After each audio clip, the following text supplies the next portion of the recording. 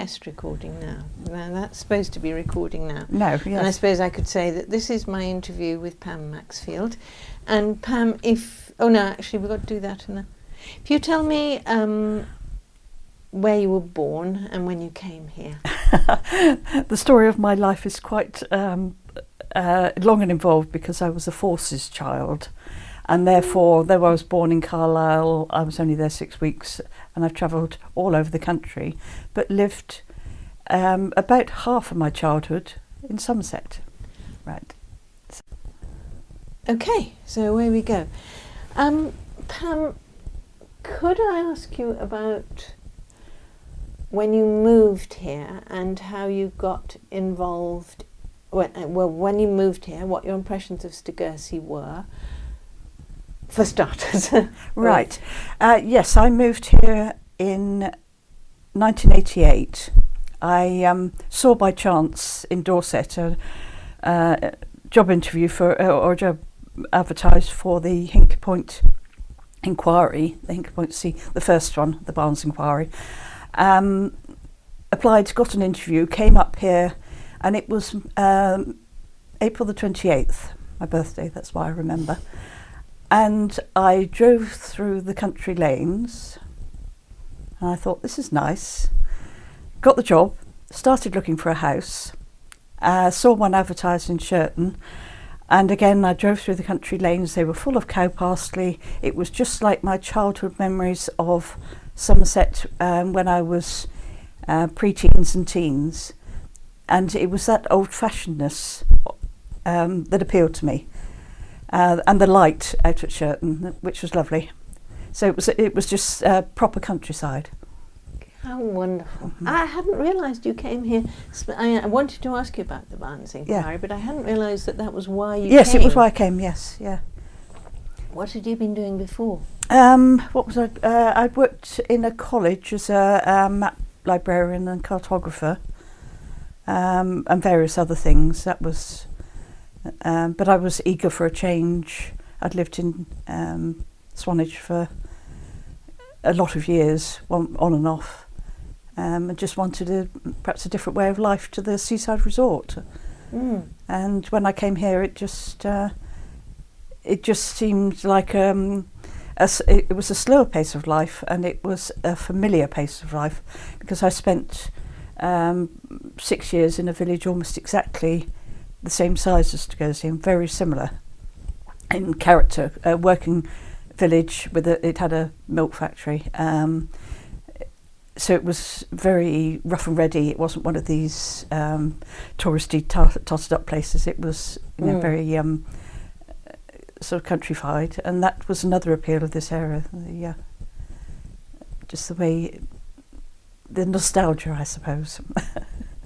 Nostalgia, or just the way it used to be? Yes, well, yes. It's a job to know. I mean, you can't bring back the elms, which were a big feature of my childhood, but this was the nearest you got to it.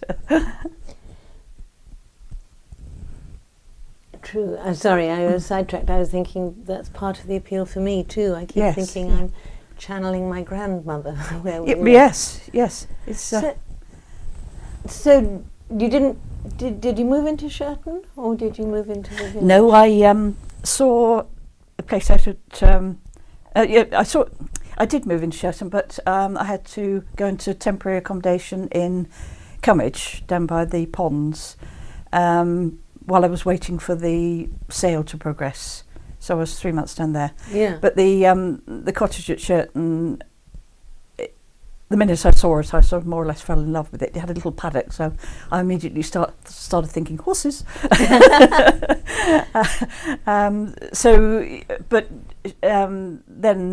I suppose it was about 3 months after I'd started the job, I was actually in my cottage in Shirton. Which cottage was that? It was directly opposite. It was David Jones' cottage, Benhole Lane. Really? Benhole Cottage, it's called now. It was called Little Cottage then. At the back of Shirton Court, obviously, but David Jones' place. Yeah. And did you have horses? Yes, I did. I had, ponies in the end. I had native ponies because they were easier to keep when I was working full time. What, Exmoors? No, it was a fell pony. Oh, right. And various loaned companions. So he Yeah. always had a companion with him. So did you encounter, you got the job, did you sort of come down and start straight away? It was very quick because I was working as a temporary civil servant during the inquiry, and it was a Department of Energy that was gathering together the administration team, and they were doing it very quickly because they had to get the administration up and running in order to start the inquiry. And we were based at Cannington College, and moved into Cannington Court quite soon. And basically what we were doing was setting up the library facilities, setting up the... my job was indexing. I had a team of us indexing the whole thing. There were they had to set up a hall, which was in Cannington Court, and all the office administration for the inspector, the civil servants. There was a little city of porter cabins in the Cannington Court car park where all the barristers for both sides were. Yeah. Because the was it British Energy? I can't remember the name of the company of who. CEGB, would it have been? CEGB, yes, or its successor. Yeah. So you had the energy company that wanted to develop the station on that side, and the protesters, and they had barristers of their own on the other side, and we were in the middle, keeping it all going and level, because it was 18 months of... well, it's about a year for the inquiry itself, but there was a set-up, and then I was involved until almost to the point where the inspector produced his report. By that time he'd gone back to London, and I finished off work in Cannington. I was going to London part-time to help sort it out, sort of get it tied up, shall we say. Oh, absolutely fascinating. There was one, but they had planning permission, didn't they? But there was one...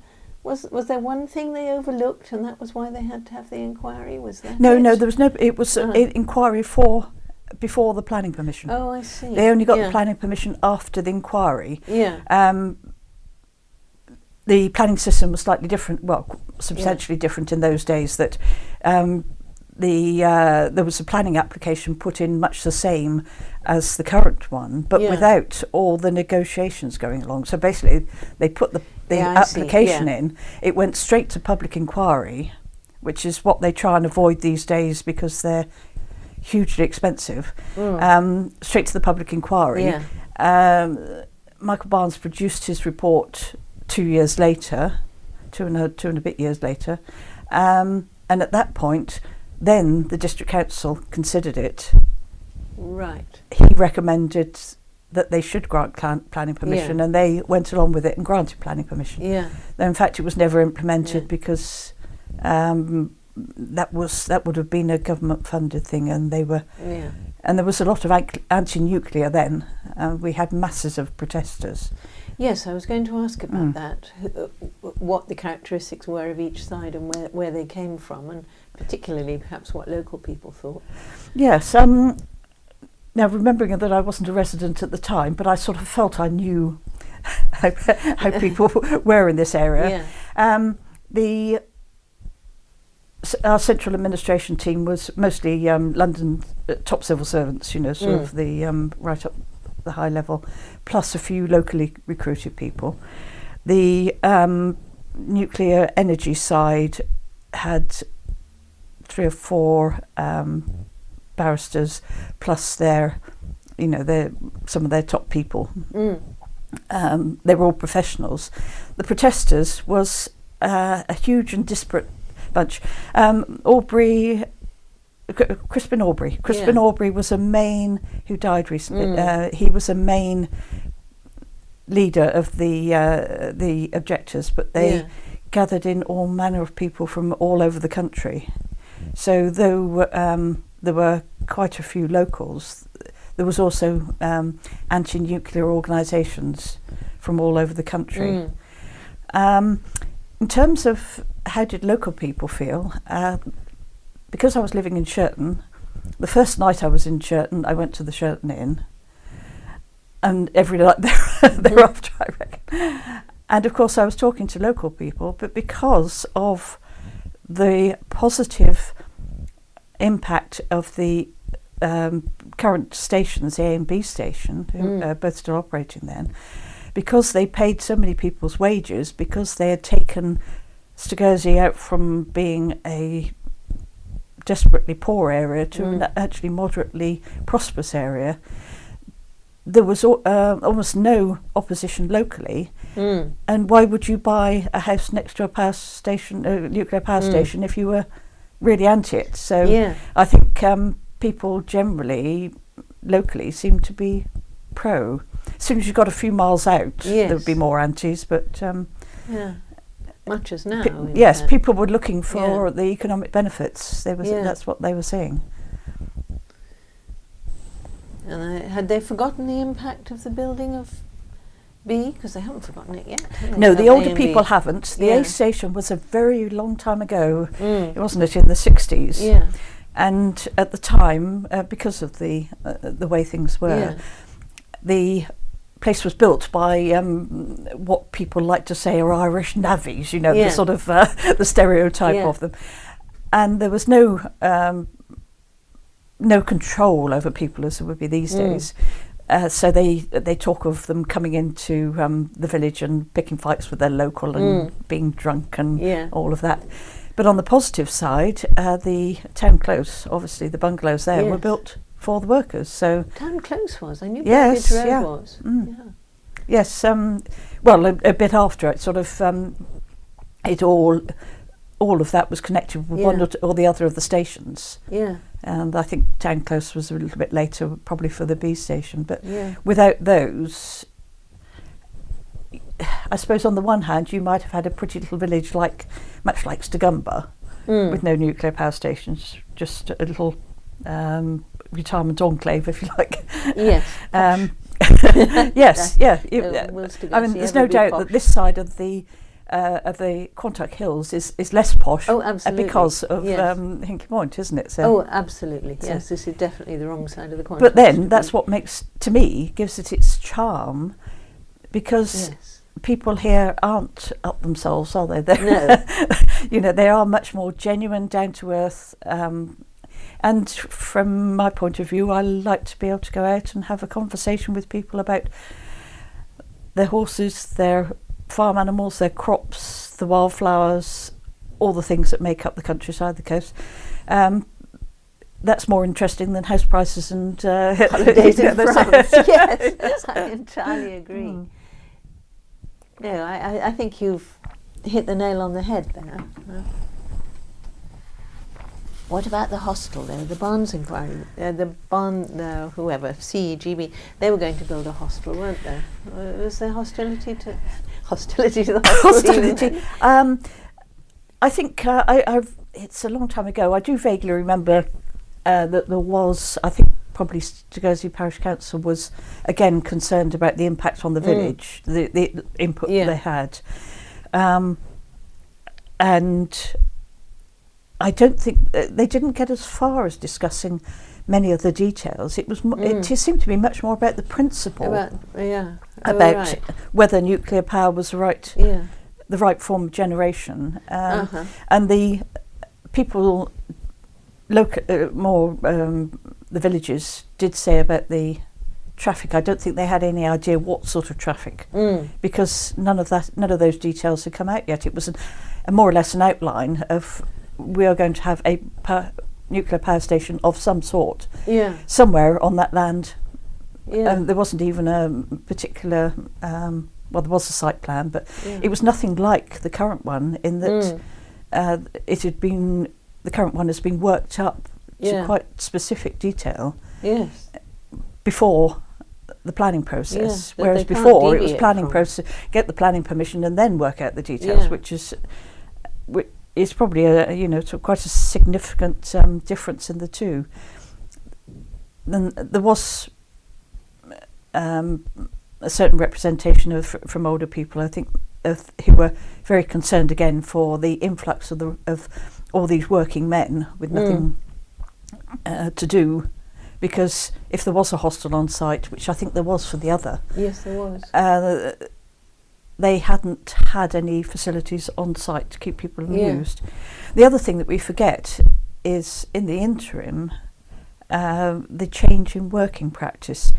These days, the contractors who come into the village will come in, they'll stay in local accommodation, they'll go to work at 7, come home at 7, watch TV, do that for 4 days and go home at weekends. They don't actually, they go out a certain amount, but they're here to work and get money. It's much like Saudi Arabia in that sense, you know, it's a way of amassing money in order to go back to their life elsewhere. So I think that is the difference these days, that any contractors who come in these days will probably be of that same mindset. You know, they're in it for the money. Oh yeah, and doing the 12-hour shifts. Yes. Well, of course you weren't here for A and B, weren't they? I heard somebody say that with A and B, and perhaps this is part of the worry, they were pretty much told, this is it, and you're having it, and that's tough. Oh yes, And yes.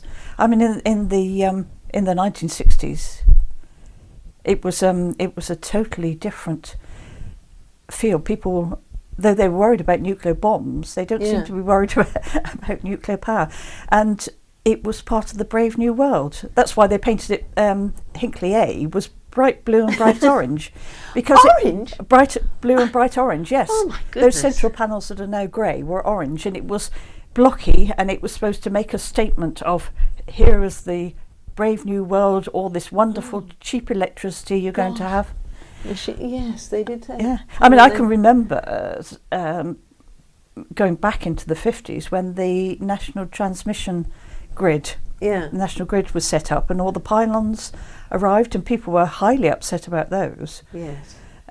Just as they are about the some people are on the line of the new pylons, but the government didn't take any notice of people then. They were marching across the countryside, and they were a symbol of how the post-war recovery had taken off, and of course. And that's the way. And I imagine that B Station was a bit tighter. I mean, Norman might run better, but certainly at the beginning, yes, the government would have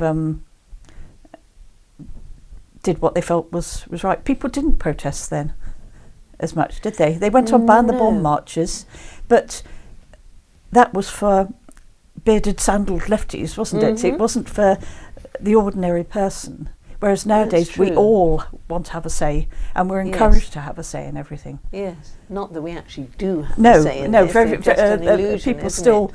ride their hobby horses, but if you have a genuine cause that you feel worried about, you have vehicles for it these days. Yes. And in those days, I suspect the small farming community was completely bemused by this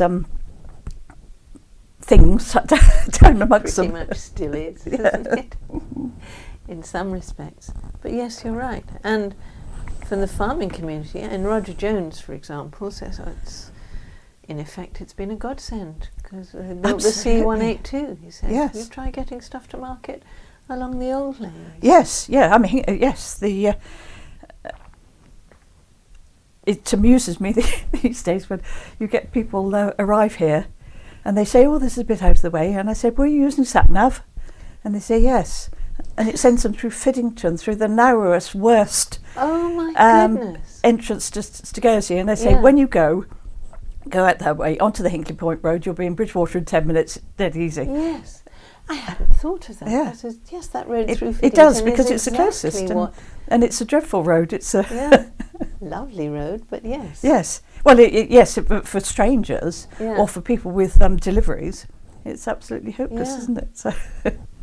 So was there hostility? Well, there wouldn't have been hostility locally, would there, to you personally, because you were associated with it? Oh, no, not at all, no. I mean, there were people either thought I was on one side or the other. Yeah. Because people never quite understand the principle of administration of organisations. I subsequently went to work for central administration in county council, and people just and the parish council come to that. People don't understand that the clerks are more or less neutral. Yes. They're there to actually make sure that everything works properly, and they're on neither one side nor the other. So I sometimes had to explain that to people who assumed I was either working for the nuclear industry or I was a protester. And I had to explain that I was neither. It must have been, well, I don't know, were you present at when the two sides were going head to head? Yes. We in Cannington Court there was a big hall, and our offices were in a corridor just by. So anytime we wanted to go in, if there was somebody interesting, we could go in and watch it. You know, sort of obviously with the demands of the job, but also there was quite a camaraderie between all the professional people, particularly the barristers who were down here week in, week out, and the civil servants who were the same. They were staying in the local accommodation, generally the better, and eating out most nights.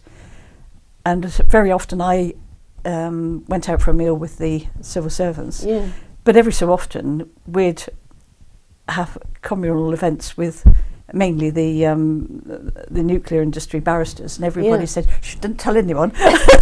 We'll be seen as collaborating with the enemy. Of course, yes. Did you, but not the protesters' barristers? Well, no, because they, by and large, they weren't there all the time. They're barristers, yes, certainly. We became friendly with them because they again were staying in various places, any accommodation they could get into, really, but good accommodation, because it was obviously that's what they expected, and they were on expenses. And so where was the good accommodation? The Apple Tree was used, the Castle of Comfort, there's a couple of places in Cannington. I say good, good bed and a decent bed and breakfast. It wasn't over the Graham. Sherton didn't have any at that time.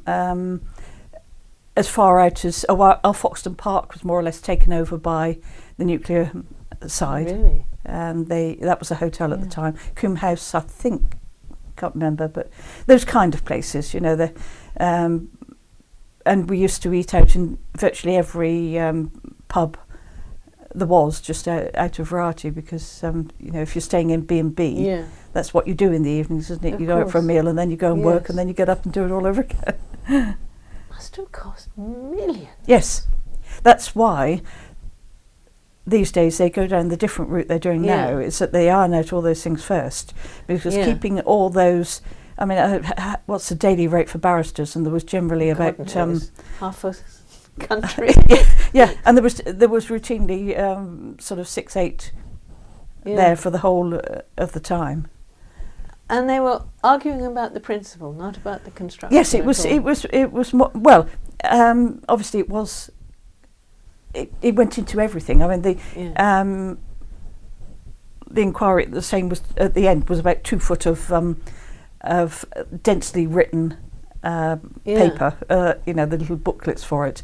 And they went into everything, but a large proportion of it was the safety was a huge angle, because we weren't all that long after Chernobyl. It was after Chernobyl, was it? Yes, I think so. 25 years ago was Chernobyl, maybe 26. Yes, it was after. Yes, it must have been, because if that had happened while we were doing it, it would have rather scuppered everything. I think the after effects were still being felt in the radiation in the farm, like lambs and things. Yes. 5 Mile Island was still quite recent. The Silkwood film, all of those. So safety was the far and away the biggest concern. The cracks they'd found in reactors, and it was that nuclear waste was another huge concern, because it was taken out by taken to Sellafield presumably at the on these big wagons still that is. went about. Well, they still bring in the nuclear fuel in what they call the flasks. Yeah. And the vehicle that used to bring them in, it used to go about 10 miles an hour. Yes. and held up all the traffic. All the nuclear waste and spent fuel used to go through the railway station in Bridgewater, and they were concerned about whether there was any contamination there, and it was next to a school, this kind of thing. Sellafield Windscale was still a real hot potato, people were still very worried about that. So almost all of it focused on that side of things. Yeah. Much more than the local impact, as far as I recall, without going back to the whole, reading the whole thing. Well, as before, we're just collateral damage, aren't we? Well, for some reason... And of course we don't see it necessarily as damage. Well, no, it's surprising how things changed. One big difference now is that there isn't a huge anti-nuclear movement, whereas at that time, virtually every car had anybody who felt like they had a sticker, no to Hinkley C, and that was in fact you still see them occasionally on. Yes, I thought they were new. I wonder if that's partly because everybody thought that the programme was winding down. No, I don't think people thought that far. Right. I think people in this area thought, goody, another power station, lots of money for me. Yes. And the protesters were, there was far more people who were worried about nuclear power. Yes. In generality. Yes. And I think it probably was the fact of Chernobyl and the fact that the plume from there came and affected this far. I can remember. Well, all the children in my class weren't drinking milk. Yes, it was quite dramatic, wasn't it? The effects, and I think people have just forgotten. Yes. And despite the fairly recent one in Japan, the Fukushima or whatever it's called, where it nearly destroyed by a tsunami, people didn't seem to be. They thought, oh well, it's localised there. It doesn't seem to have reignited that angst about nuclear power. As I said, in a small country. Yeah. So we needn't bother, more or less. Yes, it's the other side of the world. Yeah, and it might be that people are less concerned about the wider environment. We've got used to trying to be green, but people are not very attuned to their environment these days, are they? As long as they've got their gizmos. Yeah. Do you find and perhaps people aren't as public spirited. Perhaps I don't know. But, are they to get up and protest about something? But whatever it is, it was much more polarising then, I think. Yes. Yes, it wasn't. There were fairly vehement arguments this time, but I suppose much more about. It's much more about the local effect, isn't it? About the local impact. Yes. Yes, it seems to be the traffic. They weren't arguing the principle, but the method. Yes. Yeah. Yes, and we don't seem to have very many people who, or nowhere near as many who think that nuclear power is completely the wrong technology. I think people these days think have been either brainwashed or seduced or become real about the fact that we have an energy supply problem. Yes. And though people may or may not subscribe to the global warming and the sort of carbon reduction thing, we have been so long bombarded with all the information that we need to conserve and have low carbon footprints and what have you, that we have sort of accepted that we need more energy and that nuclear power could well provide it. Yeah. People are moving on to protesting about fracking now, I think. Well, yes. Which might happen here on the coast. Well, yes. Yes, that's probably more worrying in some ways. There's oil at Kiln, isn't there? Yes, yeah. Yes, the oil shell, yeah. Yeah. Yes, they used to try and burn it, didn't they, in days gone, and it was hopeless. So that was 2.5, 3, 4 years of your life?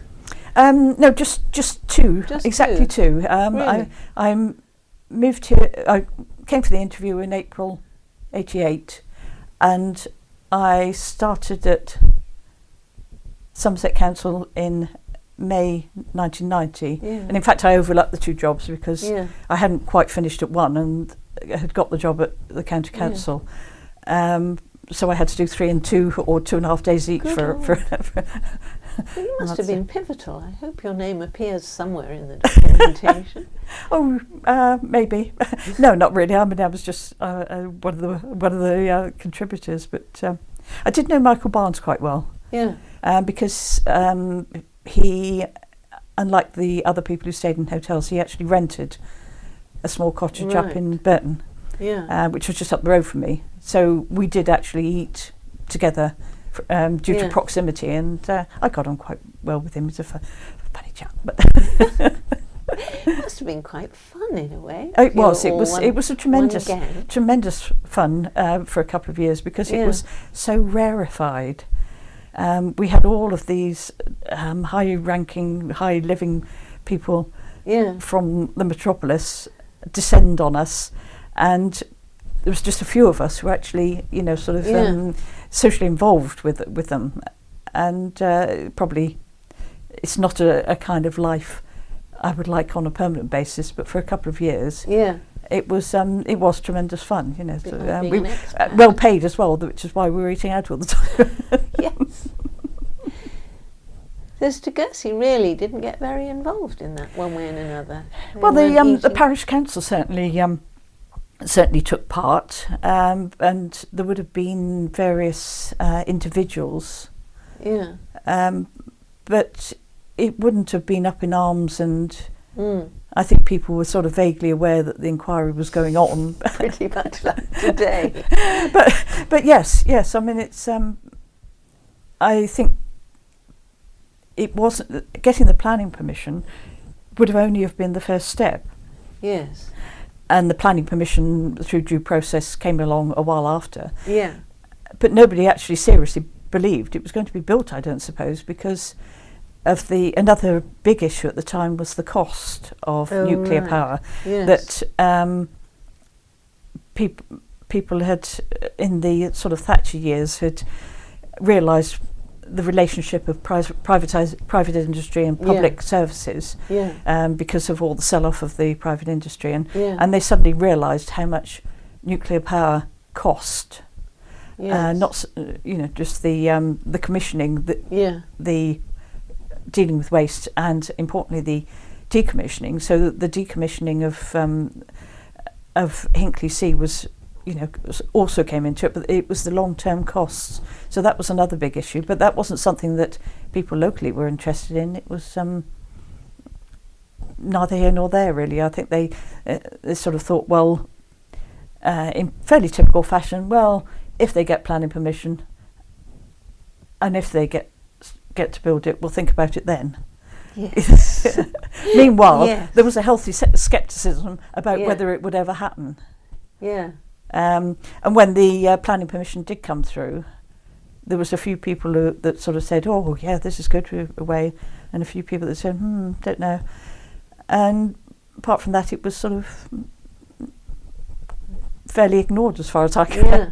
Mind you, I'm only saying it from my perspective. Somebody else who was perhaps, sort of making representations to the inquiry might have a different one. But I saw on the overall picture that the local side of it was relatively small news. Yeah. I think people thought it was just going to be a little bit another building next to the other two, and that Hinkley Point Road would be a bit busier, and that was about it. I think that's what they thought this time around. Yes, too. yeah, I certainly did. I don't think and there would have imagined the scale of it. No, and of course at that time it was a different sort of reactor. It was the one that's built at Sizewell. It would have been a twin of that.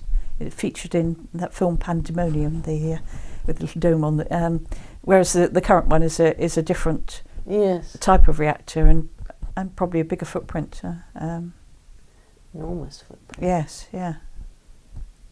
Yes, I think, come to think of it, I think the Sizewell was already being built at that time, because a number of the people who were involved from the government side had actually already been through the process at Sizewell, so they were sort of a bit rehearsed on all their arguments. So I suppose thinking it was just going to be another little cuboid, people would have thought, well, the coast, the landscape can tolerate that. Yes, I think having two there already, one more on a bit of farmland, it's not as if there's anything. It's not a bit of coast where you actually go down to very much. People go down either side. Shirton Bars obviously is valued, and the Stolford Beach. But between the two, there's not much, or hasn't been much access to the coast. Though you could go to Hinkley Point. I have a picture of it, Hinkley Point, when it had trees on it. Yes. Have you? It's only about that big, a little black and white snap that's purported to be Hinkley Point when there was when it was just trees, just a cliff and a beach, you know. Yes. And I think it was it must have been quite low, because at that point it's when you walk around the front of the station, it's not very high above the sea there, is it? Roger Jones says he, as a child, he used to worry because it used to be eroded in the winter quite considerably. Well, of course, the all those stones along Salford Beach were there because it actually broke through and flooded Hinkley Point in the storms, which were so bad that did the damage at Burnham. When was that? Early 80s. And I was living, when we lived at Stolford, there was a house behind us that had been flooded during those particular storms that flooded Hinkley B, and the sea came round from the Sturt end and broke through that way and came round that way. Lord. Which is what sea flooding does. It comes from where you don't expect. You expect it from there, and it comes from there. So did you go from Shirton to Stolford? Yes, because I met my husband in the Shirton Inn in about 1993, and when we married, the cottage I was in was too small, so we bought a house out at Stolford, which was more of the same, but even more remote. Oh, it's lovely out there. It's gorgeous, yes. It were extremely happy years we had there. We were there 6 years within hearing distance of Hinkley B. Really? Though we had double glazing, you could just hear a faint hum, and you could sometimes hear the siren, when the outage and the steam. Oh gosh, yes. And you could hear the sirens, but actually, a curious thing, the sound of the sirens was louder at the cottage in Shirton than it was at Stolford, where we were. It's funny how the sound works, isn't it? And when they vented the steam, one night both stations tripped, and I very nearly got out and ran from Shirton because it was making such an unholy row in the middle, with a wind coming in the right direction. It can sometimes, and they always seem to do it about 3 o'clock in the morning. Well, this was an accidental trip for some reason, and both stations at once, and this roar of steam, and and you know what it's like at 3 o'clock in the morning. Disaster strikes. Oh, absolutely. Oddly enough, David Matthews says he can hear where he is renting out a cat hanger, because he used to have a house. That's he quite says great, he can hear Hinkley. He would do, much louder, because it would come straight over, wouldn't it? Nothing in between. Nothing in between. I mean, at Shirton you have the double hills, don't you? But at Stolford we were the distance of the common away.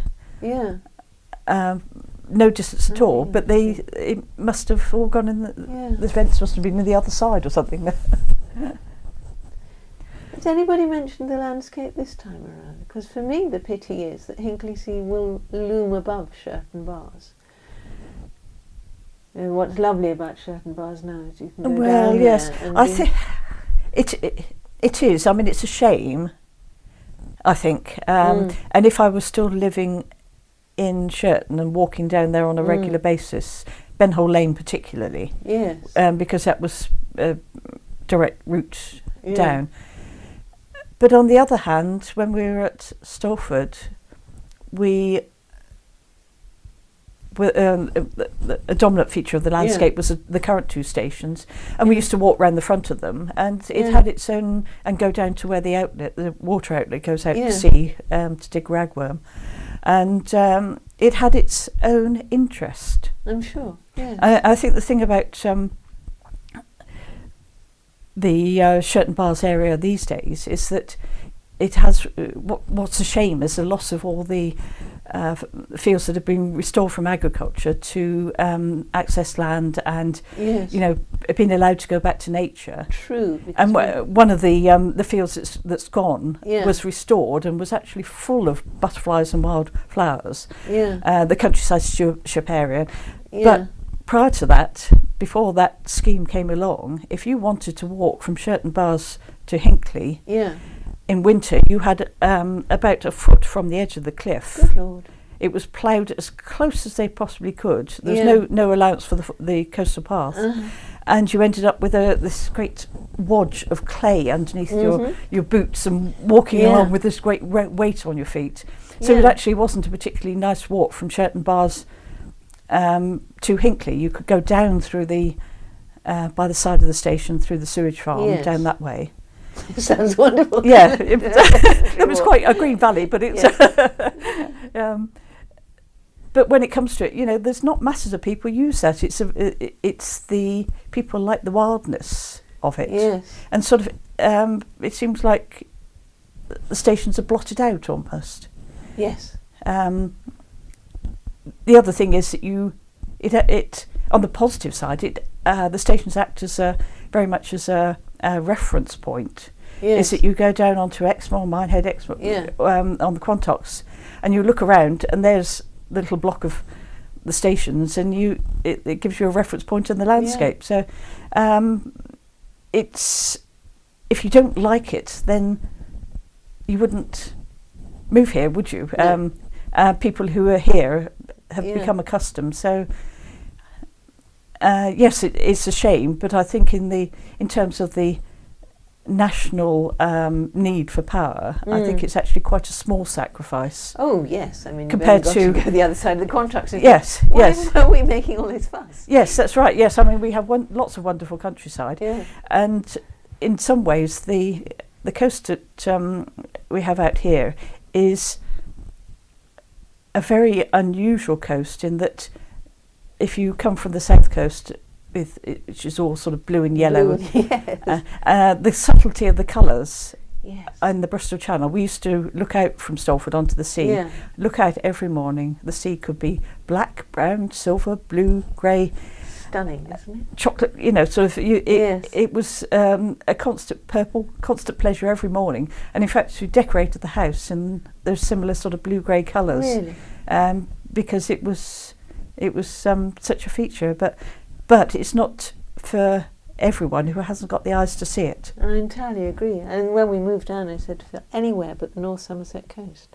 Yes, and of course I fell completely in love with it. Yes, it's fabulous if you could see the beauty, isn't it?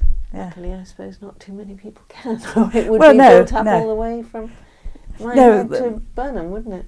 That's just another thing that we say, that the power stations keep people away. Well, exactly. John Lucas was saying earlier, well, no, perhaps one way to look at it is they'd never have had all that land untouched. That's right, yes. Stations. Yes, you might have built a resort there or something. And well, they were going to build a Bucklands, were they? Before they, apparently so. Oh. Before they built the power stations, the thought was that they'd build a Bucklands. Yes, I'd rather have a power station, I think. I think it's also, there's so many people around here who are ex-employees, or pensioners, or current employees. Yeah. And the pay has always been very high. Yes. We used to say, we gave homage to the station every morning at Stolford because they were paying Norman's pension from 52, the age of 52. So I thought he was a policeman. Had been a policeman. Prior to that, but he worked at the station for about 10 years and got early retirement at 52 and had a very nice pension from then on. So, you can't knock it. No. And also, so many people are familiar with it. because of working there, and the visitor centre that used to be there Yes. was very popular. I've been around the stations about 3 times for various reasons, to go and actually be inside it and see it, and that takes away a lot of the fear. Yes. When you, I know it's probably propaganda of, oh, this is safe, but it sort of brings it down to earth a bit. I think, so. And it's fear that people have rather than they don't like the ugliness. Yes, I think so. I don't think I don't know of many people who've complained about that. That did come up at the inquiry, come to think of it, that the blot on the landscape, another blot on the landscape. Yeah. Because I can remember the inspector being taken round all these viewpoints to look at it, and there were some big recommendations about trees here and trees there. Yeah. Because when they were built, the elms were still around. Because the elms didn't go to the late mid-70s, did they? Of course, I hadn't. And so this apparently, so Dick Webber tells me, was like the rest of Somerset, was hugely populated by elms. So wherever you went along the country lanes, you'd have had a trees in the way. Which is what we don't have now. No. And it'll be even worse when the ash goes. And in fact, there was planting schemes in order to help screen it. So like on the Hinkley Point Road, there was a string of trees planted shortly after the inquiry, because they sort of proactive, in case it was built, to get the trees planted in order to screen it. But there's one thing I want to do while I'm on the PC, and I'm supposed to be in charge of it, is develop planting in and around Stogursey. But of course, until they start, there's no money. The other thing is that Terry Wood at Shirton is actually been flattened. sold. So he made all that effort. I don't know whether it's actually gone, because it's only just over the hill, isn't it? It's probably still there. Well, I know they're going to cut it down if they haven't already done so. I haven't been back. I'm afraid I can't bear to go there. No, I don't. I think that is the one thing that is to my mind is quite a strong negative, is that the when you go up the first rise and dropping down over, there was 2 fields, a couple of fields there that I actually rented for a while, and they were beautiful fields because they were permanent pasture, which is almost never known these days. Of course not. They had a few trees and lots of hedges, and it was just one of those little magical spots, and I thought, right next to where Terry planted his wood. And I thought, oh God, that's a shame. But in some ways, then it drops down into the valley and up the other side, and that's a valley that's supposed to be filled with spoil, isn't it? Yes. And though it's a shame, because you know somewhere well, you knew the barns, the derelict barns that were all there, and it was because there's never a soul there. It becomes your special place. Yes, exactly. But in the wider scheme of things, it's not that precious, is it? It's except I suppose it means a lot to a few people. We're dying by inches. Well, yes, of course it does. As a race, as a country, really. We're just. Yes, I mean, I couldn't agree with you more. But things have to go somewhere, don't they? And well, we won't stop it. That's for sure. Yes, yeah. I mean, it's great to see that another scheme, the out at Steer, the compensation for the Bristol Port Authority, all of a sudden you've got that fabulous scheme that I wish had come along, 10 years ago, so we could be enjoying the birds now. Exactly. And that has gone in place of in our patch. So somebody further up loses their precious bit of landscape. We've actually gained, or will be gaining, a precious bit of landscape in sort of a place for them. So I suppose partly it's they go at 2 different speeds, don't they?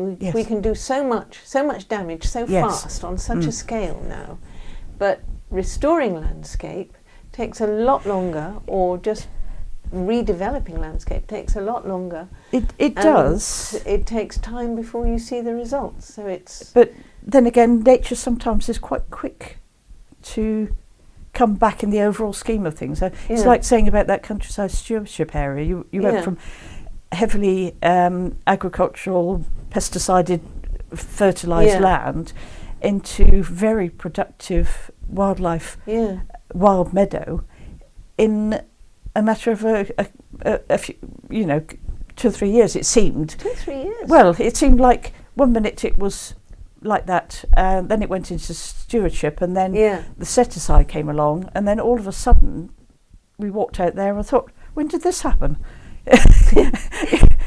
Because probably, unless you have dogs, you don't necessarily walk one place as often as you might think. That's true. Were you a dog owner? No.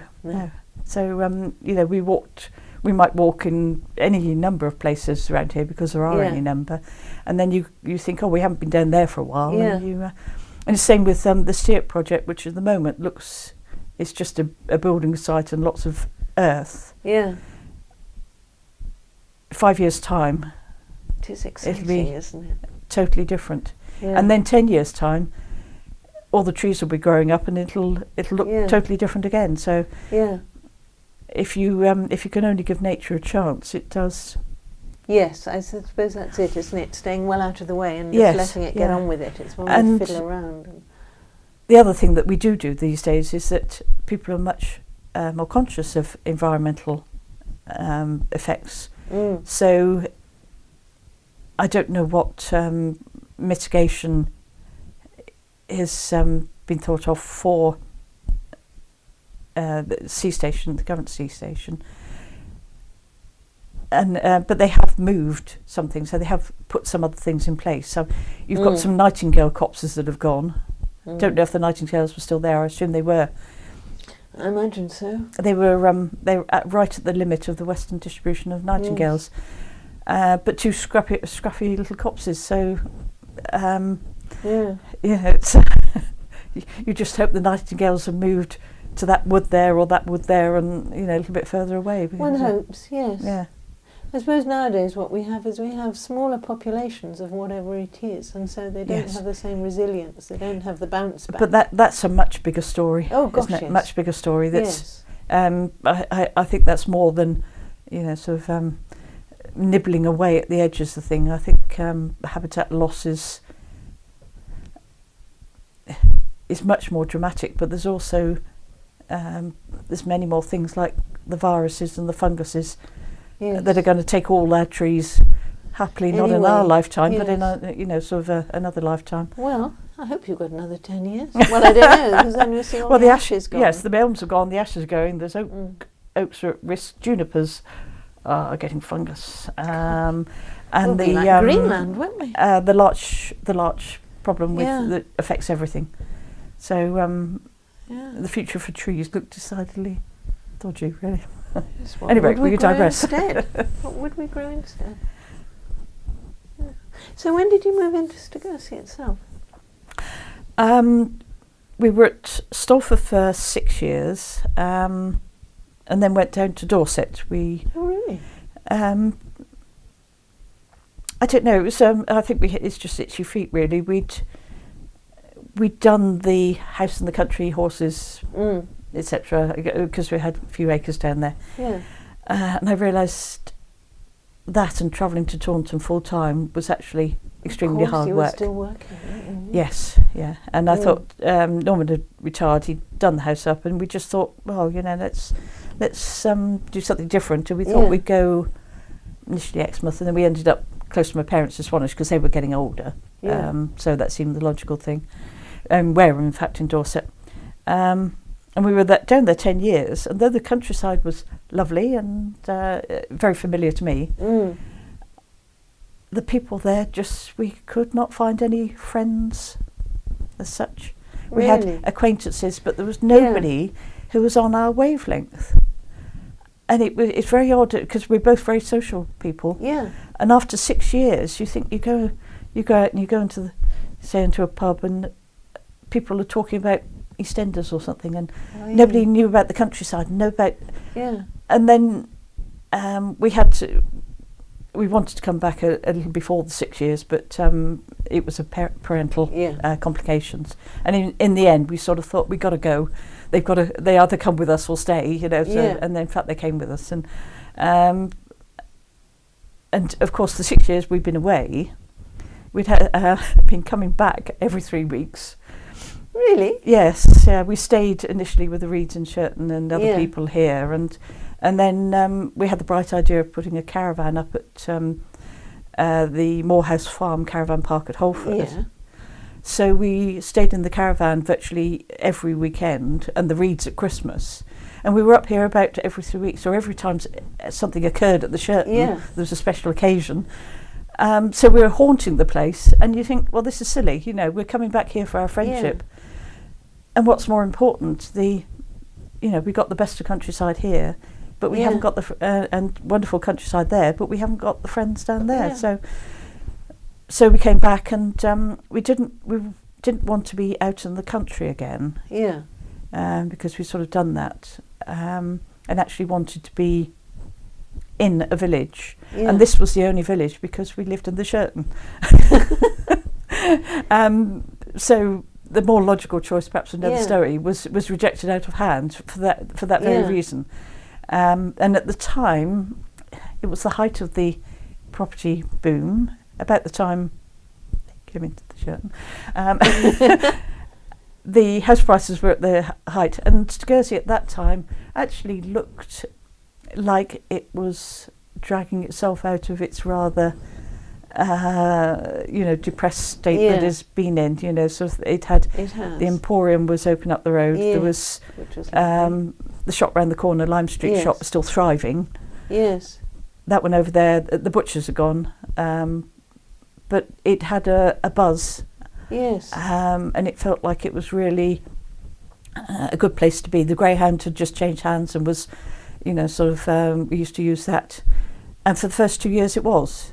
And then for some, along with the economic downturn, it seemed to sort of slide downhill, and we lost, the Lime Street shop, and then the Emporium went. Yes. And they built the houses down the bottom, and you think the Paddens, and you thought that was going to revitalise the village, but nobody wanted to live there. Nether Stowey's got a new estate, which is all very well kept and very desirable, and the one here is just let to people from miles away. And it's quite strange. We had no idea that it was going to do that. The closure of the Shirton was actually the nail in the coffin. Yes. It is rather, isn't it? It's odd. You just can't get. And it seems to have been so thriving at one point. With people working together to organise enormous community spirit. Nobody's picking up the baton. No.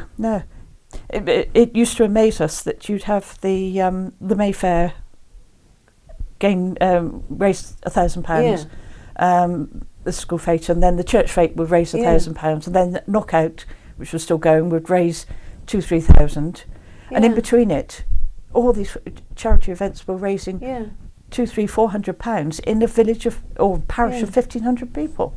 How did that come about? And it was the energy of those who were doing it.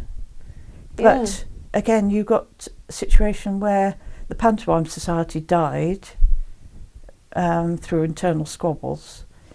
And then a few people were getting older, and then people were losing some of the main drivers of the community thing, and it just was fading away. But you're absolutely right that there's a few younger people have come in, but it's very easy to sound like the boring old person, but it doesn't seem like there's much community spirit amongst younger people, particularly now that there's a few who will give of themselves, but they generally don't really want to know. They want something to happen, but they want others to do it. Yes.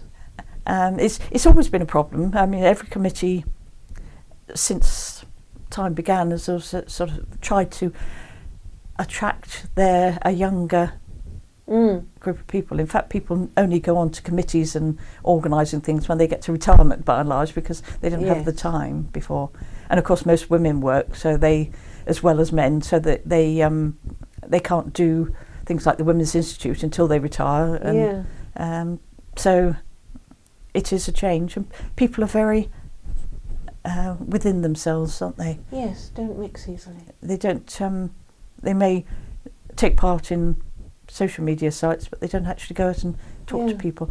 Here is better than most places, I have to say, but it still takes sometimes takes Norman half an hour to go over the shop and back because he's been talking to so many people. Yes, that is wonderful, isn't it? But all that really is, well, in effect, because if you came back just as the Sherton changed hands, that was 6 years ago. Well, it's 6 and a half. 6 years ago in February we came back. You came back. Yeah. So that's since we've been here. Yes. Yes. When we came, we had the sense of. I remember Phil coming back and saying, "It's just wonderful up in the village. Yes. They're all looking for eggs or whatever it is they do." Yes, that's right. Yes. He said, "How magic!" And it has been quite magic. Yes. It was particularly so then, but it's very worrying at the moment. I think because of the. Well, people blame the economic downturn, but I don't get the impression that people are actually short of money. I get, well, there obviously quite a lot are, but I get the impression that people aren't willing to spend money, and people have drawn in with themselves. There isn't the optimism of those days, which probably won't come again. Pick up and do something about it. Yes. Yeah. Wait for someone else to do it. I don't know. It struck me the two things I've been to that have required, well, three things I suppose, required volunteers. Parish plan, not so much. There are long-standing people involved in that. But picking up Stogursey News and the Speed Watch, the only people who are doing it, basically, are incomers. Yes, yeah. And even newcomers. I mean, I count myself as a newcomer, only 8 years standing. And yet there's 9 years, I suppose. There should be people who've been here some time who are taking a bigger part in the community, isn't it? I did, when I came back, I was just working part-time. And I met someone through work she was working for the county social care. Yeah. And I was talking to her, as you do, and she said, I said, where do you live? And because we were comparing traffic journeys to work. Yeah. And I said, I live in Stogursey, and she said, oh, I live in Stogursey. And I said, we're next to the post office. And she said, oh, we're in further up the high street. I'd never been in the post office, you know. And she'd been here a couple of years. Good Lord. And she had a child who was about to attend school. And she said, I don't know whether to go to Netherstowe or Cummage. And you think, you're opposite a school. Yeah. And happily now I see that her daughter must be in school because I've seen her involved in school things. But you think, you know, that is the way people. Her mother was involved with the church, you know, so her mother was involved in the village. But how extraordinary! Yeah, you sort of do a double take sometimes on. Because in a way you'd think you have a certain responsibility, don't you? If you're yes, you should do if you're. It's easy if you've grown up in village environments to use the local things, but if you've grown up in a town environment, you're used to going to the supermarket for everything. You go to the supermarket for everything, and you don't use the local facilities, and that's the sad thing. And people don't see that if they don't have them. If you don't buy things in the shop, it won't be there when you need that one thing that you've run out of. And why that escapes people, I don't know. I suppose too, you say you're a forces child, don't you? Yeah. I don't know about you, but I found, although I wasn't terribly good at it, I hated all the sort of socialising my parents made us do whenever we moved. But you did get this business of, you knew you were going to move every 2 or 3 years. So when you got somewhere, you bounced in, you made friends. Yes. Everybody sort of pitched up and made a community wherever you were. Yes, yeah. And you moved on without too many tears. I suppose the difference now is friendships take longer and are more solid and. Well, I don't know whether people are, if they take place at all, of course. If they play, yes, that's the thing. I think one of the things I always used to do when I went to a new school or a new place was pick up the local accent as quickly as possible. Really? Yes, because I was always thought to talk posh, even though I didn't think I ever talked posh. So, get the local dialect and find the right words for particular things, like, when I was young, if you were playing it and you want to drop out, there was things like feigns or something. Yes, but there was always a different word in every place you went to. So, so it's that kind of thing. And adaptability to local circumstance. People move much more these days, don't they? Just listening to you, I'm amazed. But they seem to move sort of in insular ways, don't they? They don't talk to the neighbours in one place, and therefore they go somewhere else and don't talk to the neighbours in that place. And it's odd. It's a different perspective. My father, who was obviously the one in the Navy, will talk to anyone about anything. He can converse about anything, with any person, and I suppose we grew up the same, and don't know what it is. I mean, there is still in Stogursey that sort of old country way of having grudges and families. I don't talk to him because he's. Oh my God! Yeah. Yes, and you don't run people down in certain places because that's my cousin. Yes. And once they take against you, you're lost. Sorry? Once they take against you. Oh yes, yes. You can forget it. Yeah. Yes, I mean, I suppose that's the other thing. If you're moving a lot, is you become very conciliatory, and try not to, to get on with everyone. Yes. Apart from the usual woman people pleasing. Yeah. But, Phil was telling me there was a chap who fell out with a greyhound, and he had an invalid carriage. Yeah. And he said, "Right, I'm not coming here anymore." And he used to ride his invalid carriage down to the Sheraton for his lunch. Oh, yes. And never went back to the greyhound. Yes, apparently. yeah. Oh, they won't. I mean, there's people now, happily fairly few, that won't go in the Sheraton until it's moving on. Change. And having said that, they will stick by it. I have heard it from other people who've sort of said that and then changed their mind. But it's I knows what I knows, and nobody's going to unknow me. I think that's what Norma's grandmother used to say, I think. Really? Yeah. And now you want to move on? Only to only for a smaller house. Only to a different house. I have second thoughts about going to another Stowe if the Sheraton was there, but I don't know if it's going to. Yeah. Sort of how important is that going to be? But I like being in a village. I love this being in the centre of the village, where you're looking out of your windows and there's always, there's not always something going on because nothing ever happens, but you see who's in the Ackland Hood, and you see people pulling up to the shop, and you see the tractors going by and the bus going by, the people waiting for the bus. I really don't want to be on a housing estate where you don't see people passing. I actually love this being in the middle of the village, and I've only recently realised that. Yes, I've come into it some days. I've walked up from Sheraton and thought, well, if we do move, what about Stogursey? Yes, because you've still got everything that you like.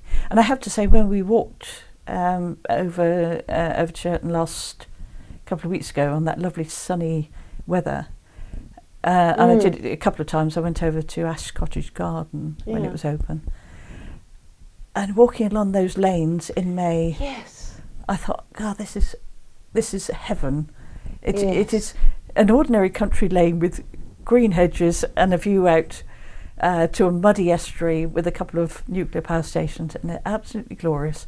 And the light is fabulous as well. The very, light very is, clear. I was just going to say, you move a mile inland and it's not the same. No, There's it's a not. quality No, to the light here. no, that's it's just- and it's not something most people notice, but it's something that's always been important to me. That's why I've lived by the sea quite a lot. It's just brighter, isn't Yes, it? I remember yeah. when I first came, by accident, I found myself in Shirton when I should have been somewhere else, and meeting someone else here. We were supposed to be going to a christening, and we sort of looked at one another and said, "This is different. There's Yes, something special."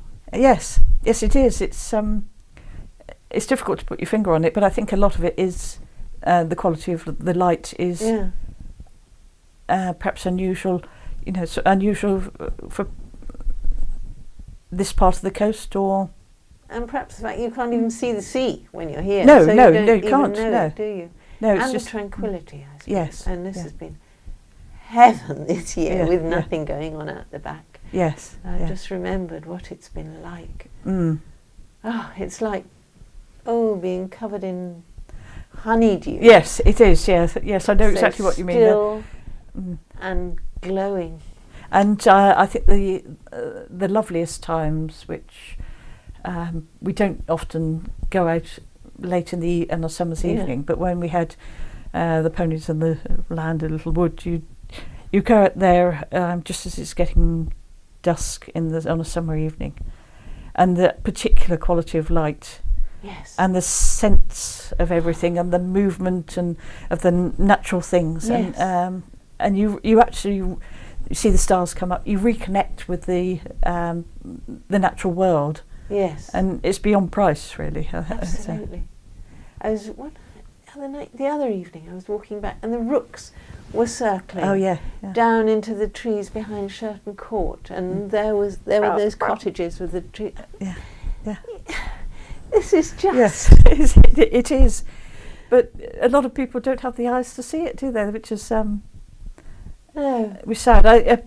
Perhaps people do have the eyes to see it, but don't realise what they're. Can't put it into words. Perhaps it's just a feeling. That's why people say, "Oh, I don't ever want to move from here," and True. they may not know why, Yeah. but it's those very subtle, indefinable things that Yes. that make your experience of a place, your sense of place, as they call it, isn't it? Yes. It's so pared back, isn't it? That's Yes, another yeah. of the things I Yes. love about it. Yeah. There's no That's frills. a good way of describing it. I've never thought of that, but no frills. Yes, it's. I get very annoyed at when I go around and see that people have put the wrong sort of hedges and the wrong sort of fence in, which everybody does now. Yes. And you think, that should be hawthorn hedge, not laurel. No, laurel suburban. I do agree. Yeah. And again, this is one of the motivations behind the oral history. That Yes. I don't believe in preserving things in aspect, No. but I do think if something's good, and quite often I think, and I'm just guilty as the next person, I don't necessarily appreciate things for what they are. And if I knew more, would value things more, I would look after them better. Well, there is that, isn't it? It's like vernacular architecture. Yeah. You don't know why a village street looks so good. Yeah, You know it does look fabulous and picturesque. yeah, You can analyse it if you take the trouble. It's because there's barely a straight line. yeah, Everything is just sort of slightly Yeah. off, and that's what makes for the picturesque. Really, Yeah. why we prefer that to a suburban estate. Yeah. But people don't analyse it. They just say, "Oh, this is pretty, isn't it?" And then you get a big block in the middle, and people realise that it's ugly, yeah, but don't necessarily sort of register that it's because the windows are wrong, the colours are wrong, it's too sharp edged, yeah. the roof's wrong, the chimneys are in the wrong place. It's very subtle things that make up the vernacular. As a child, obviously we were always on the move. We were always in this country. But I reckoned that you could put me down in any bit of the country, apart from Northumbria, where I haven't been, and I could say with a pretty good guess where in the country I was, because the landscape is so diverse. Yeah. Things like, I used to love the old signposts, the old cast signposts, Uh-huh. because they were different in every county. We have little triangles. Devon has Yes. circles. Others have wood. And the building materials. The flint of Norfolk and Yeah. the cob of Devon, and it's very subtle and very precise. What makes up the vernacular of a place. Yeah. So one thing I think, well, not the one thing because I haven't been inside the houses, but I thought the Paddens development was unusually sympathetic to that. Yes, when you come round the church and you look down, you think, oh, that looks nice. Just that's a shame. a real that, surprise. Yeah. It is the way they're building now, but a lot of times it's much more formulaic than there. Yeah. And they do seem to have done a good job. I think one issue there might be that these days they don't. Modern developments are built with very small gardens because people are supposed not to like gardens. Yeah. But around here, people love their gardens. You more or less have to have one, don't you? Yes, and if you've got a couple of acres, that's even better. Yeah. I would quite like to go to a smaller garden, but it would have to be, well, bigger than this room, probably the size of 2 rooms, to be adequate. And that's not a small garden on today's. Half this room is a small garden, isn't it? Good Lord. That's nothing, is it? Yeah. That's a window. And I think that's one reason why Paddens hasn't really worked, is that the people who want to live in country villages actually want a different sort of property. Yeah. I mean, they quite often want the old, but if they want the new, they still want a bit of outside space. Yeah. And those people that don't want the outside space don't want to live in Stogursey. So I think that's True, it's what sort of a is bit that? of catch-22, isn't it? Yeah. And if you haven't got a garden and you haven't got a dog, why would you live Why here? would you? Yes. You would go to Netherstory, or you go to Wemden, or the new estates further out, and of course younger people presumably still can't afford to buy here. They're still renting. So another logjam. Isn't it? Because we're all living on. Yes. Funny world these days. Pam, that is fantastic. It is actually extremely nice to talk. I know we talk, Norman and I, and people we talk to in the pubs, talk about the local area an awful lot. We do an awful lot of nostalgia, but it's very nice to talk about the place that you live and sort of think about it. It's absolutely fascinating for me. And I'd love it if you would tell people it. I hope it really isn't so terrifying. Because we've got a long list. And when it's been fascinating to listen to you anyway. But I'm also delighted because I've got about 8 people. And they're all on callback. They've all said they will. But nobody's actually made a date. And I've got to go after them again.